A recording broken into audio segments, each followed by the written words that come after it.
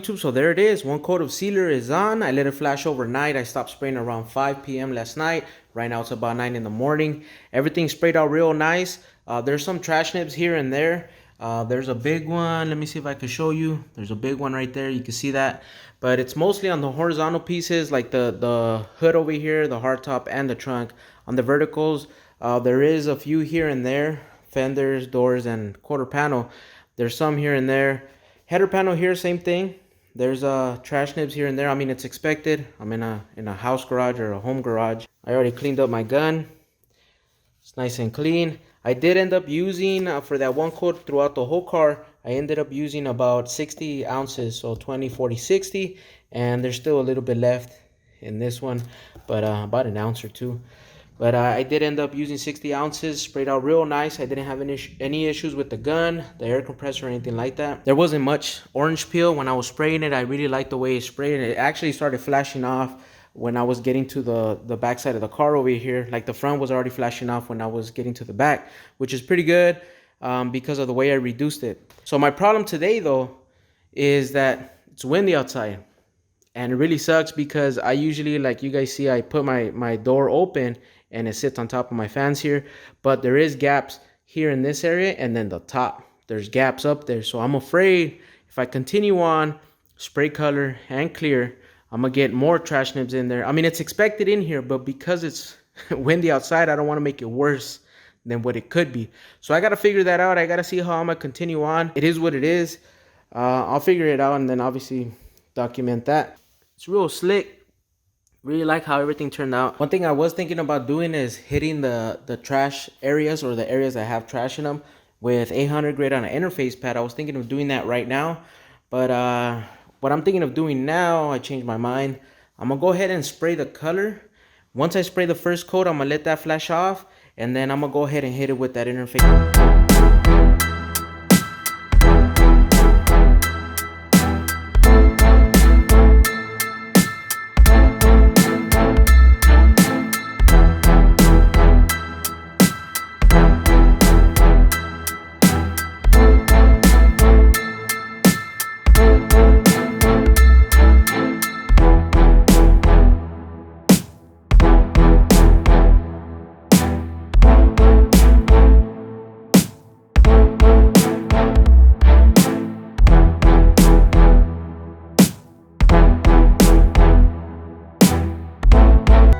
So I decided to move the fans that I had down here and the little wall that I had here.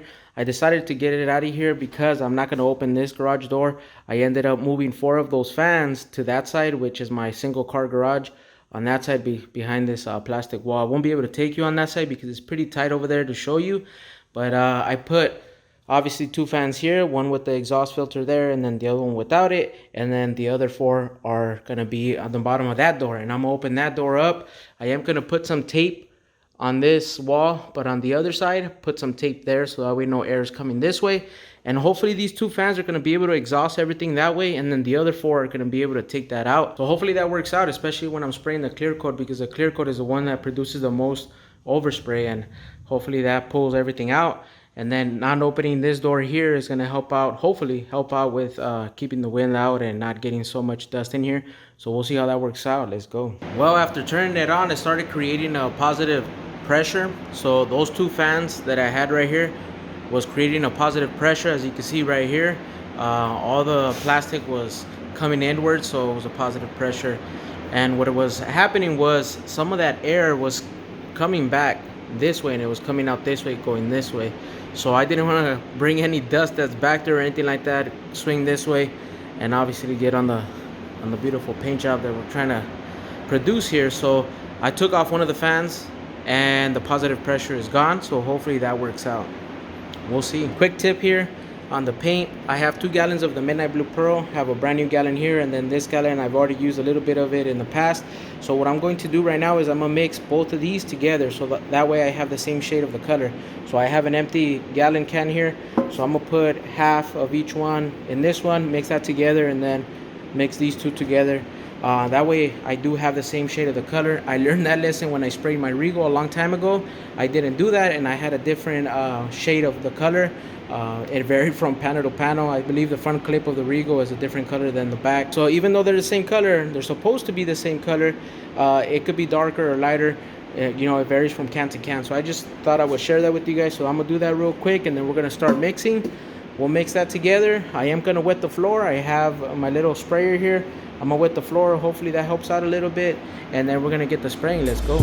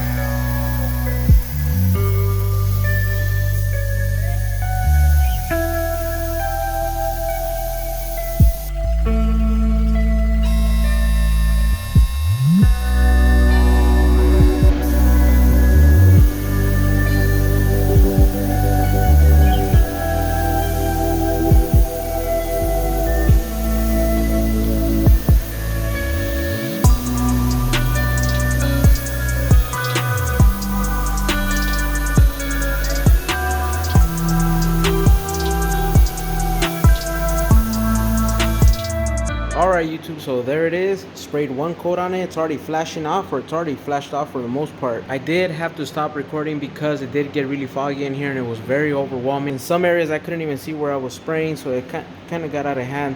So I did pick up this curtain over here on this side and put it on top of the Regal, hopefully air out some of this overspray. It laid out pretty flat. Everything went on real nice.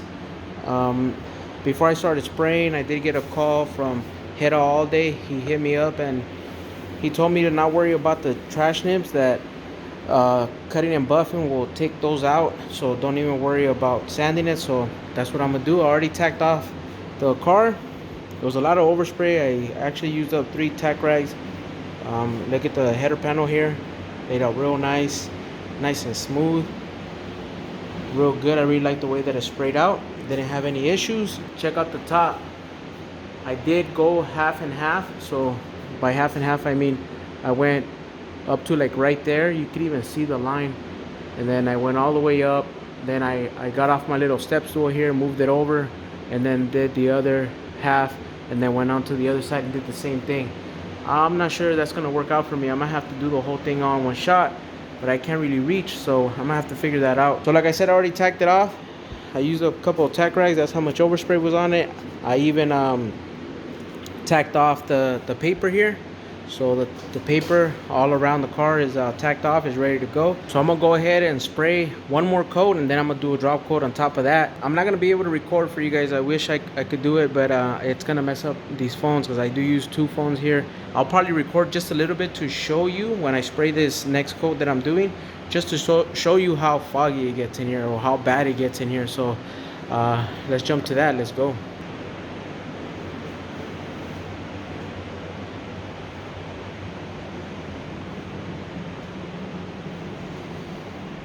All right, YouTube, so there it is. It's the next day. I did lay two more coats. Well, actually it was one coat and then a drop coat on top of that. And I was planning on tacking it off today and clearing it, but I changed my mind. I got to figure out this whole airflow situation because there was a lot of overspray like I showed you guys in that previous clip. Look how bad it is. The best part out of this whole session was the header panel. The header panel turned out really good. I really like the way that turned out.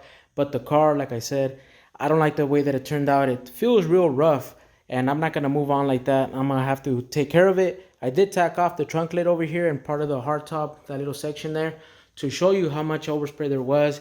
Really, really bad. I really don't like the way that it turned out. It might look okay on camera, but it feels real rough too. I'm not going to spray it like that. I'm not satisfied with this, so I'm not going to move on. So what I'm going to end up doing is I'm going to go ahead and I'm going to clean up the garage. I'm going to replace the masking paper down there. But I am going to wet sand the car. I got to figure out what grit sandpaper I'm going to use. I'm gonna wet sand it, and then I'm gonna spray two more coats of the base, and then if it's good after that, I'm gonna clear it. I put too much time and too much hard work on the body. Look at that. Look how straight it looks. Everything looks real good. The transition between the door and the fender, the body lines, all that, you know, to just spray it and give a half-ass paint job. So I don't want to do that, so that's why I'm gonna have to slow my roll and take care of it. I mean, it is what it is. I can't let it go like that. Look, same thing, body lines. Look how straight everything looks. Don't like it. I mean, I don't like the way I painted it. I mean, the body work looks okay. All right, I wanted to show you how I'm wet sanding the car. So I already did this half of the trunk lid here. You could kind of see the scratches already. I'm hitting it with 800 grit on an interface pad with just regular fresh water. I already have some that spilled there. And it's not as bad as I thought. I thought it was going to take a really long time, but it's not. I'll show you in a little bit. But all I'm doing is spraying a little bit of water and scuffing it up, and you can feel it right away. I'm using a microfiber rag, and I'm wiping it off, and you can feel where it's still rough, and I still need to hit it. So that's what I'm doing. I'm gonna show you on this half here. Let's go. I'm gonna do this little section right here. Spray a little bit of water on there. Got the 800 here on the interface pad. Lightly scuff it. Pretty much glides on there. All we're doing is taking off the top, the roughness. I don't want to go too far and start taking off the actual color and going to the sealer. Even though I'm still going to spray it again. I mean, I don't want to go that far. Just a couple of minutes. I mean, it took me like 10-15 minutes to do that side. It didn't take that long. And then wipe it off to feel it. And with the towel here will help me determine if I'm done or not. And this little section is done. It glides. Glides real nice. Look, I can show you if I glide over it gets stuck. You see how it gets stuck? It kind of rolls on itself. But right here I can go up and down. That's all smooth. It needs to be so I can spray that next coat. So I'm gonna do the rest of the car the same way. I'm gonna do the whole thing. And then we're gonna go straight into the spraying already because I am gonna fix the booth. I'll let you guys know what I did to the booth to make it better, have a better airflow. And then we're gonna keep it moving from here. Let's go. All right, YouTube, so there it is. The whole car is wet sanded with 800 grit. It was a lot easier than I thought. It went a lot faster than expected, which is a good thing. I didn't spend too much time sanding, so you can kind of see some of the sand marks on there. So we're gonna be able to cover that with the next coat. I did remask a couple of the things on top here because they did get wet.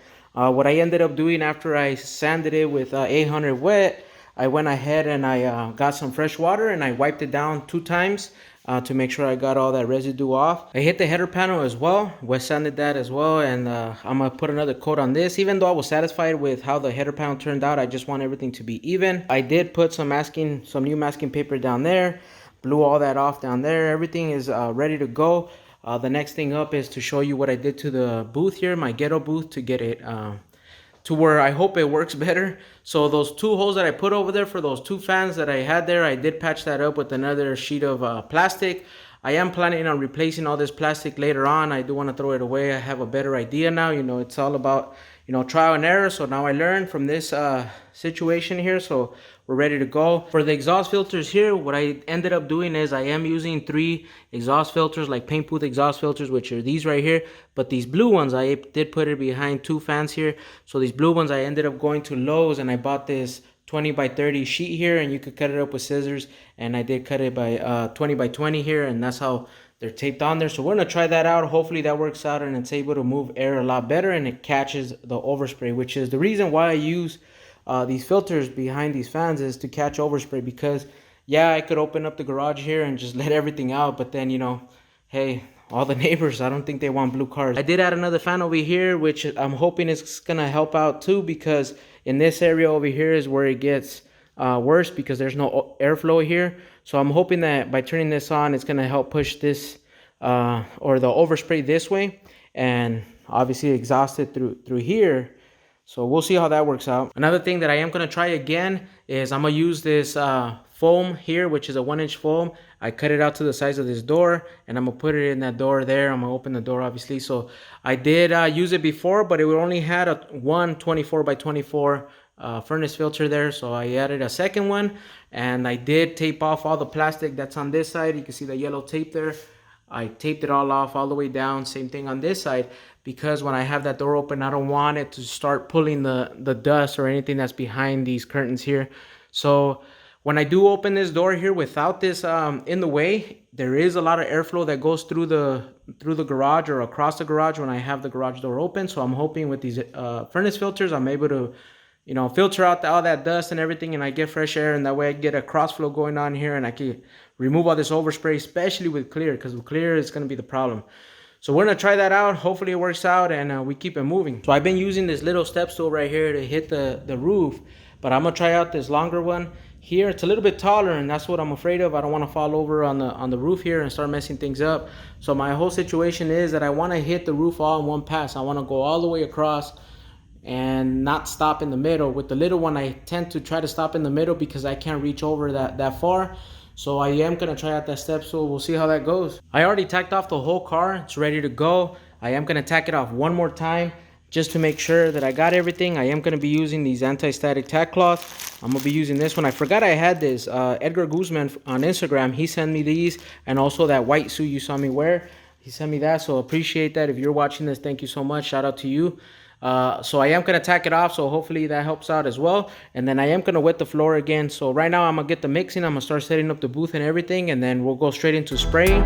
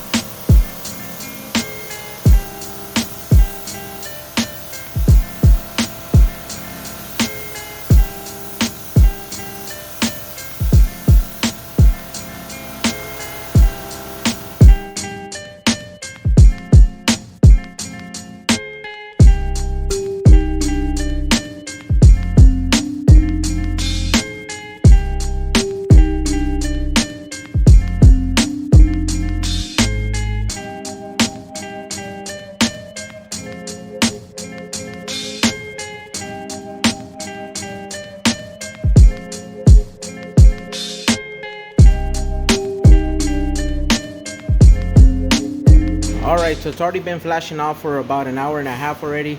I did lay one coat and then I did do a drop coat right after. It came out okay. The only thing that has me concerned right now is all those spots. As you can see them there, all those spots. I mean, it's supposed to be flashed off already. I remember the same thing happening when I did the other parts of the car, but then once I cleared it, it went away. So right now, since I'm able to see it throughout the whole car on a larger scale, I guess, it concerns me a bit. So I'm gonna start laying the clear coat right now.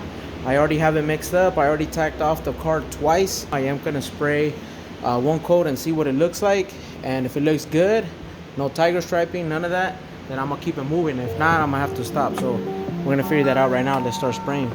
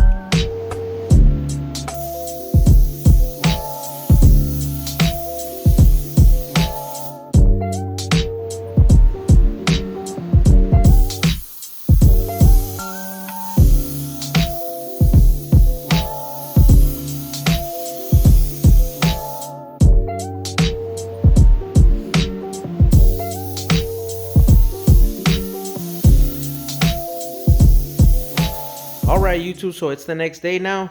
I did end up laying 3 coats of that clear. I was looking for those spots, as I mentioned, to see if they were coming up. I really couldn't see them. I don't know if it's because of the lighting in here, but I think there's enough lighting in here to be able to notice them. So I guess I'm gonna have to find out when I take it out in the sun. Other than that, you know, the trash nibs, you can see those right there all over the place. I mean, that's expected. I went into it expecting that. Orange peel. There's some orange peel there. Here and there, it's worse in other areas. You know, it varies, but the cutting and buffing is going to take care of all that. That's why I laid 3 coats of the clear. Other than that, I didn't see any runs. As of right now, I haven't found any runs. The header panel turned out really good. You know, other than the orange peel, as you can see right there. But like I said, it's nothing that cutting and buffing ain't going to be able to take care of. But it turned out really good. In some areas, I thought I got too close and I thought I was going to get some runs, but it actually turned out really nice. I'm going to try to put it on the car after I unmask it. So hopefully just like snug it up and we could put it together and look at it all at one shot outside. But it turned out really nice. Happy with it. The roof came out real nice too. Same thing, that step stool really helped out. When I was getting up here, I wasn't falling over, but it allowed me to reach over to get, you know, from one end to the other, like I was saying earlier. So it turned out pretty good. No issues at all. The overspray, it wasn't overwhelming. I was able to record for you guys, and I was able to exhaust that overspray out of here. As for the exhaust filters, I think I'm gonna stick with these blue ones that I bought from Lowe's. I think you can find them at Home Depot as well. These right here, I bought 2 sheets, and I think they're $5 each sheet. the 20 by 30. These exhaust filters here, these right here, they're made for actual spray booths. I bought 25 of them for $75, and that's online. So these right here, I could go to my Home Depot or Lowe's and get them right away. So I think I'm gonna stick with those. I didn't have any issues with them. You could actually see what it looks like, that everything that it captured on there, all that overspray that's on there. If you remember, they used to be blue. Now they're all white because of that clear coat. Right now, I'm gonna start removing the masking paper, and then we're gonna take it outside, check it out outside, see what it looks like. Another thing too, when I was spraying the color, I did drop down my PSI. If you guys noticed that, when I first laid it in the beginning of the video, I did lay it or spray it at 28 PSI. But then the second time that I sprayed the color, I went ahead and I dropped it down by 2 pounds. So I went down to 26 PSI. I also closed off my fluid a little bit more to try to help and reduce the overspray, and it did help out. As for the clear, I sprayed it at the recommended PSI, which was 33 PSI, but I think I should have went up to 35. I should have messed with it more instead of just sticking to the paper or to the technical data sheet. But it is what it is. So let's take it outside. Let me take off this masking paper. Let's keep it moving.